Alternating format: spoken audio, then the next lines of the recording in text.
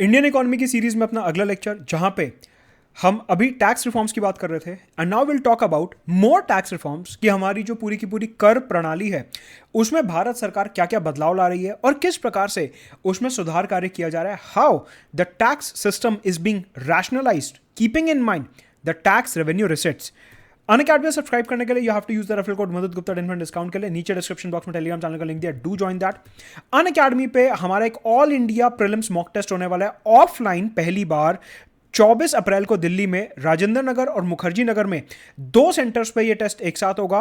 कब होगा? जीएस का पेपर होगा 9:30 से 11:30 और सीसैट का पेपर होगा 12:30 से 2:30। बिल्कुल प्रीलिम्स के पैटर्न पे होगा और आपको ऑल इंडिया रैंक मिलेगी। और ये जो पूरा का पूरा टेस्ट है that would be curated bye top educators of Unacademy. तो 24 तारीख मार्क कर लीजिए कैलेंडर में, ये टेस्ट आपको जरूर एनरोल करना है, इसमें जरूर आपको अपीयर होना है अगर आप दिल्ली में हैं तो। साथ के साथ अनअकैडमी जो है 11,000 क्वेश्चंस की, 11,000 क्वेश्चंस की प्रैक्टिस बुकलेट्स निकाल रहा है। टोटल 10 प्रैक्टिस बुकलेट्स निकाल रहे हैं 11,000 क्वेश्चंस की प्रीलिम्स 2022 के लिए। अगर आप प्रीलिम्स 2022 में अपीयर हो रहे हैं तो जो प्रैक्टिस बुकलेट्स हैं जो हमारे अनअकैडमी एक्सपर्ट्स ने बनाई हैं, जिसमें प्रीवियस ईयर क्वेश्चंस तो होंगे ही होंगे, लेकिन उसके साथ हजारों क्वेश्चंस जो खुद अनअकैडमी की टीम ने बनाए हैं, वो क्वेश्चंस आपको इस अनअकैडमी प्रैक्टिस बुकलेट में मिलेंगे। So do enrol to Unacademy for these practice booklets as well.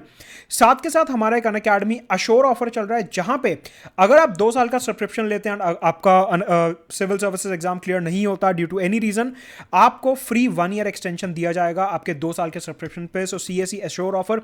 नए बैचेस शुरू हो रहे हैं 20 अप्रैल से, इंग्लिश हिंदी बाइलिंगुअल में। ऑप्शनल के नए बैचेस शुरू हो रहे हैं। अनअकैडमी लास्ट माइल प्रोग्राम तो चल ही रहा है, जहां पे आपको इंटरव्यू गाइडेंस दी जा रही है। So do enrol to Unacademy using the referral code let's crack it. तो हमने पिछले लेक्चर में बात कर ली थी वर्चुअल डिजिटल एसेट्स की, और किस तरीके से क्रिप्टो करेंसी के ऊपर और जो दूसरे वर्चुअल डिजिटल एसेट्स हैं, dog coin, bitcoin, Ethereum etcetera, इनके ऊपर टीडीएस लगाने की और 30% टैक्स लगाने की बात की गई। और हमने देखा था कि ये जो पूरा का पूरा क्रिप्टो का अपना टैक्सेशन है, यहां पे लॉस ऑफसेटिंग अलाउड नहीं है। लॉस ऑफसेटिंग क्या होता है पिछले लेक्चर में डिटेल में मैं एक्सप्लेन कर चुका हूं। अब थोड़ा सा आगे बढ़ते हैं और देखते हैं कि भारत सरकार ने इस बजट में टैक्स प्रपोजल्स में और क्या प्रपोज किया है। सबसे पहले निर्मला सीतारमण ने, जब पूरा का पूरा टैक्सेशन की बात हो रही थी, उन्होंने बोला कि हमारा सबसे बड़ा ऑब्जेक्टिव है टैक्स लिटिगेशन को कम करना। मतलब कि जो टैक्सेशन से रिलेटेड मुकदमे हैं कोर्ट में, बेसिकली हमारी जो अदालतें हैं वहां पे टैक्सेशन से रिलेटेड आपको बहुत सारे मुकदमे मिलेंगे। कोई बिजनेसमैन ने केस कर दिया कि इनकम टैक्स ऑफिसर ने ठीक से असेसमेंट नहीं करा, कोई बिजनेसमैन ने केस कर दिया कि जीएसटी ऑफिसर ने ठीक से असेसमेंट नहीं करा, कहीं पे कॉर्पोरेट टैक्स का चक्कर पड़ गया, कहीं पे कानून में कोई डेफिनेशन क्लियर नहीं थी, उसका लिटिगेशन हो गया। भारत सरकार ने बोला कि क्या हो रहा है, अगर ज्यादा से ज्यादा केसेस होंगे कोर्ट में तो उससे देश का टैक्सेशन नुकसान होगा, बिजनेसमैन को भी प्रॉब्लम होगी और ईज ऑफ डूइंग बिजनेस हम प्रमोट भी नहीं कर पाएंगे। तो भारत सरकार ने बोला कि हमारा यहां पे ओवरऑल ऑब्जेक्टिव है कि हमारे को टैक्स रेवेन्यू तो इंक्रीज करना ही है। मतलब कि सरकार के पास शॉर्ट टर्म में जो सरकार की जेब में पैसा आ रहा है वो तो हमारे को इंक्रीज करना ही है, उसमें कोई दो राय नहीं है। लेकिन हमारे को टैक्स पेयर को मेंटली हैरेस करके, मानसिक रूप में उसके ऊपर तनाव डाल के हमारे को ये टैक्स कलेक्ट नहीं करना। मतलब कि सरकार ने बोला कि टैक्स इंक्रीज करना, टैक्स कलेक्शन को इंक्रीज करना हमारा उद्देश्य है, इसमें कोई शक नहीं है। लेकिन एट द सेम टाइम ये जो टैक्स कलेक्शन होता है ये बहुत ही स्मूथली होना चाहिए। तो जब भी आप मुख्य परीक्षा पेपर 3 में अपने टैक्सेशन के आंसर को लिखेंगे, यू विल ऑलवेज राइट कि हमारी सरकार का उद्देश्य टैक्स कलेक्शन इंक्रीज करना तो है, लेकिन साथ के साथ टैक्स लिटिगेशन, ये कीवर्ड आपको मेंस में लिखना है, जो निर्मला सीतारमण ने अपनी बजट की स्पीच में कई बार इस्तेमाल करा था। टैक्स लिटिगेशन का मतलब होता है कर मुकदमेबाजी। हिंदी मीडियम के जो छात्र हैं वो ये वाले कीवर्ड का इस्तेमाल करेंगे अपने मुख्य परीक्षा के तीसरे पेपर के उत्तर में। टैक्स लिटिगेशन या कर मुकदमेबाजी, ये कीवर्ड आपको यूज करना है कि भारत सरकार टैक्स कलेक्शन के साथ साथ ये जो केसेस हैं इनको भी कम करना चाहती है। राइट। मेंस में आपको एक आंसर निकलता है यहां से कि सरकार का इतना ज्यादा लिटिगेशन पे फोकस क्यों है। मतलब कि 2022 की जो बजट स्पीच थी, हमारी वित्त मंत्री निर्मला सीतारमण ने ये टैक्स लिटिगेशन नाम का जो वर्ड है ये इतनी बार इस्तेमाल क्यों करा। बेसिकली भारत सरकार की इसके पीछे सोच ये है कि अगर ज्यादा से ज्यादा केस होगा, सरकार और बिजनेसमैन के बीच में ज्यादा से ज्यादा लड़ाई होगी, तो उससे हमारी अर्थव्यवस्था, हमारी जो इकोनॉमी है उसका नुकसान होगा। क्यों? बिजनेसमैन जो है बिजनेस ठीक से नहीं कर पाएगा, वो हमेशा डर में रहेगा कि यार अगर मैंने ये वाला प्रोजेक्ट शुरू कर दिया तो कल को सरकार मेरे ऊपर फिर से टैक्स का कोई केस कर देगी। सरकार कह रही है कि अगर हम कोर्ट में ही खड़े रहेंगे तो प्रशासन कौन चलाएगा, हमारी कॉस्ट बढ़ती रहेगी, हमारा टैक्स कलेक्शन इंप्रूव नहीं होगा। कहने का मतलब है अगर आप कोर्ट जाते हो तो दोनों साइडों का नुकसान होता है, सरकार का भी नुकसान होता है और जो बिजनेसमैन है, व्यापारी है, उसका भी नुकसान होता है। तो सरकार ने सबसे पहले बोला कि टैक्स लिटिगेशन कम करने के पीछे सबसे बड़ा उद्देश्य है वो है कि हमारी जो इकोनॉमिक डेवलपमेंट है वो स्मूथली होनी चाहिए, मतलब कि बिना किसी रुकावट के, बिना किसी बाधा के हमारी जो है आर्थिक विकास होना चाहिए। इसके अलावा हमारे को अपना टैक्स कलेक्शन इंप्रूव करना है। अगर टैक्स कलेक्शन इंप्रूव करना है, अगर हमारे को कर संग्रह बढ़ाना है तो हमारे को ये जो मुकदमेबाजी है ये कम करनी होगी। साथ के साथ आपको पता है हमारे यहाँ अदालतों में तारीख पे तारीख ऑलरेडी होता है। इसका मतलब ये है कि हमारी अदालतों में ऑलरेडी इतने ज़्यादा केसेस पेंडिंग हैं कि अगर हम और टैक्सेशन के केसेस ले आएंगे तो हमारी अदालतों में केसेस की पेंडेंसी जो है, अदालतों का बोझ जो है वो और ज़्यादा बढ़ जाएगा। हम नहीं चाहते कि हमारी अदालतों का बोझ बढ़े, इस वजह से भी हम अपना जो कर मुकदमेबाजी है, जो टैक्स मुकदमेबाजी है, उसको कम करना चाहते हैं। अच्छा, बेसिकली क्या होता है, अगर हम एक फॉरेन इन्वेस्टर के नज़रिए से सोचें, इलॉन मस्क, जेफ बेजोस, इस टाइप के बड़े इन्वेस्टर के पॉइंट ऑफ व्यू से सोचें, आप ये सोचिए कि आप अमेरिका में बैठे हो। अब आपने कहा यार इंडिया बड़ी अच्छी मार्केट है, ग्रोइंग इकोनॉमी है, डिमांड बहुत ज़्यादा है, तो मैं काम करता हूँ टेस्ला की फैक्ट्री इंडिया में लगा देता हूँ, या फिर अमेजॉन के वेयर हाउसेज, एलेक्सा की मैन्युफैक्चरिंग फैक्ट्री इंडिया में लगा देता हूँ। लेकिन फिर अचानक से दिमाग में क्या आया, यार यहाँ पे मैं प्रॉफिट तो कमा लूंगा, लेकिन प्रॉफिट के ऊपर जो टैक्स लगता है सरकार उसके लिए मेरे को कोर्ट खींच के ले जाएगी, मेरे को इंडिया की अदालतों के चक्कर नहीं काटने। इट्स बेटर कि मैं कहीं और थाईलैंड, वियतनाम वगैरह में अपनी फैक्ट्री खोल लूँ, इंडिया में रहने देता हूँ। मतलब कि अनसर्टेन टैक्स एडमिनिस्ट्रेशन, अनिश्चित कर प्रशासन। अगर हमारा जो कर प्रशासन है उसमें अनिश्चितता है, उसमें अनसर्टेनिटी है, तो जो फॉरेन इन्वेस्टर है और इवन जो डोमेस्टिक इन्वेस्टर है, मुकेश अंबानी, गौतम अडानी टाइप जो बिजनेसमैन है, वो भी इन्वेस्टमेंट करने से पहले 10 बार सोचेंगे। और वो क्या कहेंगे, यार भारत सरकार ना प्रॉफिट के ऊपर टैक्स जो होते हैं वो बार बार कोर्ट ले जाती है, एक काम करते हैं यूके में फैक्ट्री लगा देते हैं, मॉरिशस में फैक्ट्री लगा देते हैं, वहां की सरकार जो है ज़्यादा टैक्स नहीं मांगती। कहने का मतलब है आपको हमेशा एक चीज़ ध्यान रखनी है कि जो टैक्स रेजीम होता है ना वो हमेशा सर्टेन होना चाहिए। मतलब कि आप जब भी टैक्सेशन के ऊपर आंसर लिखोगे तो आप ये 2 कीवर्ड लिखोगे जो मैं यहां पे लिख रहा हूं आपके स्क्रीन पे। टैक्स रेजीम कैसा होना चाहिए, स्टेबल होना चाहिए या फिर सर्टेन। इन दोनों में से एक कीवर्ड आप लिखोगे, stable, certain and predictable. Predictable, predictable, ये कीवर्ड, ये दोनों कीवर्ड आपको मेंस में मेंशन करने हैं कि हमारी जो कर प्रणाली है पूरी की पूरी, हमारा जो टैक्सेशन रेजीम है वो स्टेबल और सर्टेन होना चाहिए। एक बात तो ये हो गई, साथ में वो प्रिडिक्टेबल भी होना चाहिए। मतलब कि अगर बाहर का कोई व्यापारी या हिंदुस्तान का कोई व्यापारी अगर हिंदुस्तान में अपना धंधा जमाना चाहता है तो उसको टैक्सेशन की कोई प्रॉब्लम नहीं होनी चाहिए। उसके दिमाग में ये नहीं आना चाहिए कि भारत सरकार मेरे को कोर्ट खींच के ले जाएगी, उसके मन में डर का माहौल नहीं होना चाहिए। कहने का मतलब ये है कि टैक्स रेजीम जो है वो स्टेबल, सर्टेन और प्रिडिक्टेबल होना चाहिए।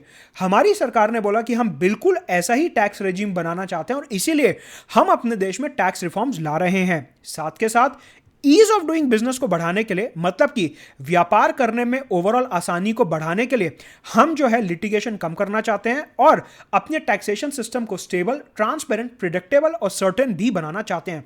तो यहां से आपके बॉडी के मुख्य परीक्षा में जो आप बॉडी लिखते हो वहां के कई सारे पॉइंट्स इधर से तैयार होते हैं 250 वर्ड के आंसर के पॉइंट ऑफ व्यू से कि हमारी सरकार लिटिगेशन के बिना टैक्सेशन सिस्टम क्यों चलाना चाहती है। अगर आपको मेंस में ऐसा कोई भी जो है क्वेश्चन आता है तो आप ये सारे के सारे पॉइंट जो निर्मला सीतारमण ने बजट स्पीच में बोले थे वो आप एज इट इज वर्बटिम वहां पे लिख के आओगे, राइट। ठीक है, तो हमने देख लिया कि किस प्रकार से सरकार जो है कोशिश कर रही है टैक्स लिटिगेशन को कम करने की। सवाल ये उठता है कि सरकार ने ये जो कर मुकदमेबाजी है, ये जो पूरी की पूरी टैक्स लिटिगेशन है, इसको कम करने के लिए क्या क्या कदम उठाए हैं। सबसे पहले सरकार ने मॉनेटरी लिमिट इंक्रीज कर दिया है फॉर अपील फाइलिंग। सपोज करिए कि आपका पहले 100 रुपए का केस था, एक सपोज रैंडमली, अगर आपका 100 रुपए का केस है तो आप कोर्ट में याचिका दायर कर सकते हो, ऐसा सरकार ने बोला सपोज। अब सरकार ने क्या करा, मॉनेटरी लिमिट बढ़ा दी कि अब अगर आपका 200 रुपए का केस है टैक्स का तो ही आप कोर्ट जा सकते हो, अगर 200 रुपए से कम का है तो आप कोर्ट नहीं जा सकते। इससे क्या हुआ, पहले यह हो रहा था कि 100 रुपए के नीचे के जितने भी केसेस थे वो कोर्ट नहीं जा पा रहे थे, अब 200 रुपए के नीचे के जो केसेस हैं वो कोर्ट नहीं जा पाएंगे। कहने का मतलब है सरकार ने मॉनेटरी लिमिट बढ़ा दी कि जो बड़े केसेस होंगे सिर्फ वही कोर्ट जा सकते हैं। मतलब कि पहले क्या हो रहा था, 100 रुपए के ऊपर के केसेस जो थे, 105 रुपए के, 110 रुपए के, वो कोर्ट जा पा रहे थे अगर उनका कोई टैक्स का डिस्प्यूट था। तो सरकार ने बोला कि अब से लिमिट 200 रुपए सपोज करो, तो इसका मतलब 105, 110, 115 रुपए वाले पहले जो कोर्ट जा रहे थे अब वो नहीं जा पाएंगे। मतलब कि उनका जो कोर्ट में याचिका दायर होनी थी वो नहीं हो पाएगी। मतलब कि कोर्ट का बर्डन रिड्यूस होगा, मतलब कि टैक्स लिटिगेशन कम होगी। सरकार ने मॉनेटरी लिमिट जो है उसको इंक्रीज कर दिया कि आप कोर्ट में कितनी वैल्यू, कितनी अमाउंट के लिए मॉनेटरी लिमिट फाइल कर सकते हो, उसकी वैल्यू को इंक्रीज कर दिया है। इसका मतलब अब पहले से कम लोग कोर्ट जा पाएंगे अपने टैक्सेशन डिस्प्यूट्स को लेके। किस केस में कितनी मॉनेटरी लिमिट है ये आपको जानने की जरूरत नहीं है, एग्जाम पॉइंट ऑफ व्यू से इंपॉर्टेंट नहीं है। यूपीएससी कभी नहीं पूछता कि एक पर्टिकुलर व्हीकल के केस में, डिविडेंड के केस में, कैपिटल गेन्स के केस में, जीएसटी के केस में आप किस केस में कितनी वैल्यू पे कोर्ट जा सकते हो। यूपीएससी सब नहीं पूछता, ये चार्टर्ड अकाउंटेंट्स और लॉयर्स का काम है जानना, आपका काम नहीं है। तो आप सिर्फ यहां पे बेसिक कॉन्सेप्ट समझेंगे कि सरकार ने क्या करा है, टैक्सेशन की मॉनेटरी लिमिट बढ़ा दी है। पहले कम वैल्यू के टैक्सेशन केसेस भी कोर्ट जा सकते थे, लेकिन अब सिर्फ बड़ी वैल्यू के टैक्सेशन केसेस जो हैं वो कोर्ट जा सकते हैं। इससे क्या होगा कि कोर्ट में मुकदमेबाजी कम होगी और कोर्ट की जो पेंडेंसी ऑफ केसेस है वो भी थोड़ा सा रिड्यूस होगा। ये है स्टेप नंबर 1। स्टेप नंबर 2 है एडवांस प्राइसिंग अग्रीमेंट। ये वाले डिस्प्यूट रेजोल्यूशन पैनल पे मैं अभी आता हूं, पहले ज्यादा जरूरी बात करते हैं एडवांस प्राइसिंग अग्रीमेंट की। मतलब आप ये मान लो कि इस पूरी स्लाइड का सबसे इंपॉर्टेंट पॉइंट अगर कोई है तो वो है advance pricing agreement. Advance pricing agreement का कॉन्सेप्ट बहुत इंपॉर्टेंट है और इस कॉन्सेप्ट को कभी आपने भूलना नहीं है। समझते हैं एग्जैक्टली ये क्या कॉन्सेप्ट है।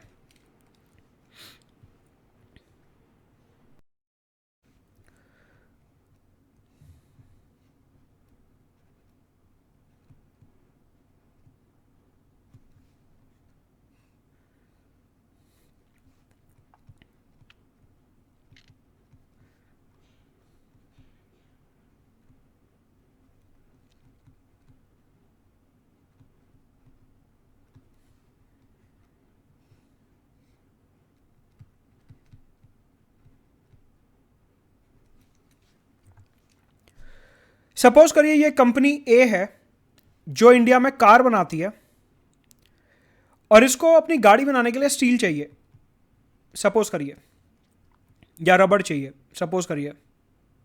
ठीक है, इंडिया में एक कंपनी है, कंपनी बी, जिसने इस कंपनी को बोला कि मैं आपको रबड़ जो है 100 रुपए में दे दूंगा।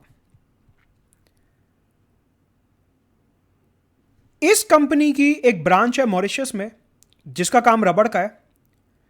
जैसे टाटा की बहुत सारी कंपनियां ना, Tata steel, Tata TCS consultancy, Tata motor etcetera. वैसे मान लो कोई एक ऐसी बड़ी कंपनी है जो गाड़ी बना रही है जिसको इंडिया की एक कंपनी 100 रुपए में रबड़ दे रही है। ये जो कंपनी ए है इसकी मॉरिशस में एक ब्रांच है और ये कहती है कि मैं आपको 500 रुपए में रबड़ दूंगी। तो कंपनी ए को किससे रबड़ लेना चाहिए? हमारी कॉमन सेंस कहती है कंपनी बी से लेना चाहिए। ऑब्वियसली कंपनी ए को प्रॉफिट तभी होगा जब कंपनी बी 100 रुपए में रबड़ दे देगी, कंपनी ए की इनपुट कॉस्ट कम हो जाएगी और कंपनी ए को ज्यादा मुनाफा होगा। हम तो इसी तरीके से सोचेंगे। लेकिन ये जो बड़ी मल्टीनेशनल कंपनीज होती हैं ये ऐसे नहीं सोचती, ये थोड़ा अलग तरीके से सोचती हैं। कंपनी ए जो कि एक मल्टीनेशनल कंपनी है वो कैसे सोच रही है कि अगर मैंने कंपनी बी से 100 रुपए में रबड़ लिया तो मेरा प्रॉफिट ज्यादा हो जाएगा और मेरे को टैक्स ज्यादा देना पड़ेगा। एक काम करता हूं, मेरे घर की ही कंपनी है मॉरिशस में, उससे मैं इन्फ्लेटेड रेट पे, महंगे रेट पे, इन्फ्लेटेड रेट का मतलब होता है महंगे रेट पे, उससे मैं महंगे रेट पे रबड़ ले लेता हूं। घर का पैसा घर में ही रहेगा, इंडिया वाली तिजोरी में ना रख के मॉरिशस वाली तिजोरी में रख लिया। बात तो एक ही है, कंपनी तो एक ही है। लेकिन इससे बेनिफिट क्या होगा? मैं टैक्स विभाग को यह दिखा पाऊंगा कि सर देखो मेरे को पीछे से रॉ मटेरियल बहुत महंगा मिला जिसकी वजह से मेरा प्रॉफिट जो है वो डिक्लाइन कर गया और जिसकी वजह से मैं अब कम टैक्स दूंगा। इन्होंने क्या होशियारी करी, अपने घर की ही कंपनी को फोन करके बोल दिया कि सुनो जो तुम बिल बना के भेज रहे हो ना रबड़ का, वो 5 गुना रेट पे बना के भेजना, वो 6 गुना रेट पे बना के भेजना। उससे क्या होगा कि जो हमारे आईआरएस ऑफिसर हैं, जो हमारे टैक्स ऑफिशियल हैं, उनको मैं ये दिखा दूंगा कि मेरे को पीछे से रॉ मटेरियल बहुत महंगा आया है और इसलिए मेरा प्रॉफिट अब गिर गया है और इसलिए मैं टैक्स भी कम दूंगा। उन्हें क्या पता चल रहा है कि ये तो मेरे घर की कंपनी है, मैंने अपने घर की कंपनी को 5 गुना रेट में पैसा जमा करा दिया उधर। समझ रहे हो? मतलब कि ये जो बड़ी बड़ी मल्टीनेशनल कंपनीज होती हैं, ये एक देश से दूसरे देश में इस तरीके से पैसा चुपचाप भेज देती हैं सरकार को बेवकूफ बना के, ये दिखा के कि देखो देखो हमने तो दूसरे देश की कंपनी से रॉ मटेरियल महंगे रेट पे खरीदना पड़ा और इस वजह से हमारी प्रॉफिटेबिलिटी कम हो गई, अब हम टैक्स में पैसा कम देंगे। इस तरीके की धांधेबाजी का इस्तेमाल करके जो बड़ी बड़ी कंपनियां हैं ये टैक्स की चोरी करने लगी। ये टैक्स की चोरी है। जिस चीज का मार्केट रेट 100 रुपए में है, आप अपने घर की कंपनी से वो सामान 500 रुपए में खरीद के अपना प्रॉफिट कम कर रहे हो और सरकार को कह रहे हो मैं टैक्स कम दूंगा, लेकिन एक्चुअल में आपने ये पैसा चुपचाप अपनी ही तिजोरी में कहीं और स्टोर कर दिया बिना सरकार को बताए। ये टैक्स की चोरी है। सरकार ने कहा इससे हमारे को करोड़ों रुपए का नुकसान हो रहा है हर साल। इसलिए सरकार एक कॉन्सेप्ट लेके आई जिसको बोलते हैं एडवांस प्राइसिंग अग्रीमेंट। इसको बोलते हैं advance pricing agreement. Advance pricing agreement का मतलब होता है कि सरकार क्या करती है, ये जो बड़ी बड़ी एमएनसीज होती हैं, मल्टीनेशनल कंपनीज होती हैं, इनके साथ अग्रीमेंट साइन कर लेती है सरकार। जो है ये बड़ी बड़ी एमएनसीज जो हैं, जो मल्टीनेशनल कंपनीज हैं, इनके साथ एक अग्रीमेंट साइन कर लेती है जिसको कहते हैं एडवांस प्राइसिंग अग्रीमेंट। अच्छा ठीक है, इसका क्या मतलब है? इसका मतलब यह है कि अगर कोई बाहर की कंपनी इंडिया आके अपना धंधा सेटअप करना चाहती है, अगर कोई बाहर की कंपनी इंडिया आके अपना धंधा सेटअप करना चाहती है, तो हम उसको पहले ही बोल देंगे कि देखो आप जो भी रॉ मटेरियल खरीदोगे, आप जो भी गुड्स और सर्विसेज खरीदोगे, वो आप खरीदोगे मार्केट रेट पे और हम आपको उसी हिसाब से टैक्स करेंगे। आप अपनी ही सिस्टर ऑर्गेनाइजेशन, बेसिकली जो घर की कंपनी होती है ना, उसको टेक्निकल टर्म में सिस्टर ऑर्गेनाइजेशन या सब्सिडियरी बोलते हैं, तो आप अपनी सिस्टर ऑर्गेनाइजेशन से ये धांधलेबाजी नहीं करोगे। आप अगर यहां से रबड़ खरीदना चाहते हो, आप खरीद सकते हो, हम उस चीज के लिए मना नहीं कर रहे, लेकिन अगर आपको अपनी सिस्टर ऑर्गेनाइजेशन से सामान खरीदना है तो मार्केट रेट पे ही खरीदना होगा। मतलब कि अगर आपकी मॉरिशस वाली फर्म आपको रबड़ देना चाहती है तो उन्हें आपको रबड़ 100 रुपए पे देना होगा, 500 रुपए में नहीं देना होगा। ये जो आपकी मॉरिशस वाली फर्म है, ये जो आपको रबड़ दे रही है, ये मार्केट रेट पे देगी, ये जरूरत से ज्यादा रेट पे नहीं देगी। 4-5 रुपए ऊपर नीचे चलता है, इतना तो मार्केट वेरिएशन चलता ही है, ट्रांसपोर्टेशन कॉस्ट चलता ही है, लेकिन ऐसा नहीं कि 10 गुना का फर्क है, 5 गुना का फर्क है, 20 गुना का फर्क है।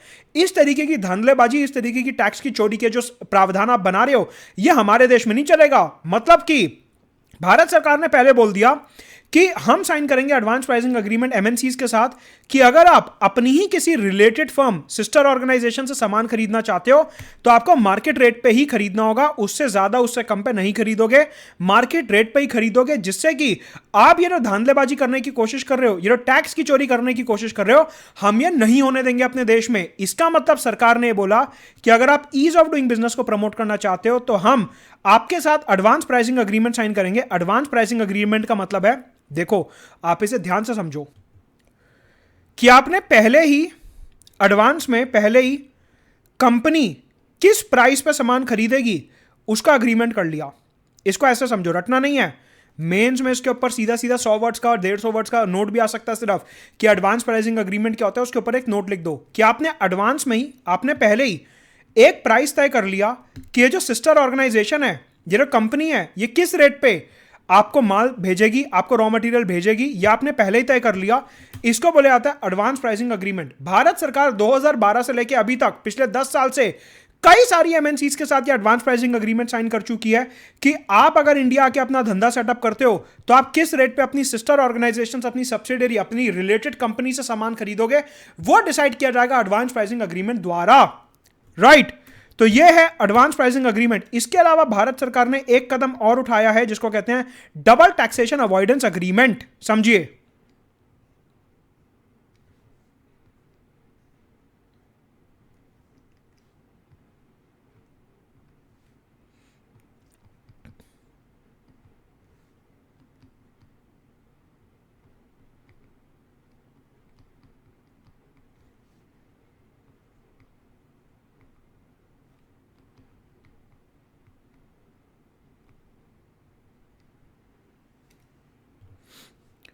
सपोज करिए ये एक इंडियन बिजनेसमैन है जिन्होंने मॉरिशस में अपना बिजनेस सेटअप करा, यहां पे इन्हें काफी सारा प्रॉफिट हो गया। अब जो इन्हें यहां पे बहुत सारा प्रॉफिट हुआ, ये इंडिया अपने घर लेके आना चाहते हैं, इनका घर इंडिया में, ये यहां पे प्रॉफिट लेके आना चाहते हैं। पहले क्या हो रहा था कि बिजनेसमैन ने जो प्रॉफिट कमाया, इनको एक बार टैक्स देना पड़ेगा मॉरिशस की सरकार को, फिर ये इंडिया पैसा ले आए तो यहां पे भारत सरकार ने दूसरी बार टैक्स लगा दिया। मतलब इनका जो एक ही प्रॉफिट है, इसके ऊपर 2 बार टैक्स लग रहा था, एक बारी मॉरिशस में, एक बारी इंडिया में। सरकारों को लगा कि यह गलत है, अलग अलग देश के सरकारों को लगा कि यह गलत हो रहा है। मतलब एक बेचारा बिजनेसमैन जो इतनी मेहनत से प्रॉफिट कमा रहा है, उसके ऊपर 2 बार हम टैक्स लगा रहे हैं, यह चीज गलत हो रही है। कंट्रीज ने आपस में आपसी सहमति से अग्रीमेंट साइन करना शुरू करा, जिसको कहते हैं डबल टैक्सेशन अवॉइडेंस अग्रीमेंट, जिसको कहते हैं double taxation avoidance agreement, known as double taxation avoidance agreement. ये डबल टैक्सेशन अवॉइडेंस अग्रीमेंट अगर 2 देश आपस में साइन कर लेते हैं, इससे क्या होता है कि ये बिजनेसमैन ने जो यहां पे प्रॉफिट कमाया, सपोज करो इंडिया और मॉरिशस ने double taxation avoidance agreement sign कर लिया। पहले क्या हो रहा था, कोई ऐसा एग्रीमेंट नहीं था, तो बिजनेसमैन ने मॉरिशस में जो पैसा कमाया उसको दोनों तरफ टैक्स देना था। अब बिजनेसमैन ने जो प्रॉफिट कमाया मॉरिशस में, उसको सिर्फ एक ही बार टैक्स देना पड़ेगा, या तो मॉरिशस में या इंडिया में, डिपेंडिंग अपॉन द सर्कमस्टांसेस। पहले जिस इनकम के ऊपर 2 बार टैक्स लग रहा था मॉरिशस में भी और हिंदुस्तान में भी, अब double taxation avoidance agreement sign करने के बाद उस इनकम के ऊपर सिर्फ एक ही बार टैक्स लगेगा। मतलब कि बिजनेसमैन के लिए चीजों को आसान करने की कोशिश करी गई है और यह बोला गया है कि आप सिर्फ एक ही बार टैक्स भरोगे आप, that is double taxation avoidance agreement के अंदर। इंडिया जो है वो दुनिया के अलग अलग देशों के साथ ये एग्रीमेंट साइन करके कह रहा है कि हम अपने बिजनेसमैन के लिए सारा कुछ आसान करना चाहते हैं। जो वो पहले 2 बार टैक्स दे रहा था, अब वो सिर्फ एक ही बार टैक्स देगा। इस तरीके से हम अपने बिजनेसमैन के लिए टैक्सेशन का जो पूरा का पूरा सिनारियो उसको आसान करने की कोशिश कर रहे हैं। इसके अलावा एक कदम जो उठाया गया, that is dispute resolution panel. मतलब कि सरकार ने अलग अलग पैनल्स बनाए हैं टैक्स डिस्प्यूट को जल्दी से जल्दी निपटाने के लिए। फाइनेंस एक्ट 2016 में प्रोसेस शुरू किया गया था और तब से सरकार ने डिस्प्यूट रेजोल्यूशन पैनल बनाया हुआ है टैक्स रिलेटेड मसलों को आसानी से सुलझाने के लिए। लेकिन एडवांस प्राइसिंग अग्रीमेंट और डबल टैक्सेशन अवॉइडेंस अग्रीमेंट, ये 2 ऐसे सरकार ने कदम उठाए हुए हैं जिससे हम अपने पूरे के पूरे कर प्रणाली को, टैक्स एडमिनिस्ट्रेशन को आसान बनाने के लिए अलग अलग कदम उठा रहे हैं। आज के लेक्चर में रुकेंगे यहां पे। अगले वीडियो में मैं एक्सप्लेन करूंगा बोनस और डिविडेंड स्ट्रिपिंग और इसके अलावा इनडायरेक्ट टैक्सेशन और कस्टम्स के मामले में सरकार ने क्या क्या कदम उठाए हैं टैक्सेशन सिस्टम को आसान बनाने के लिए। Let's crack it.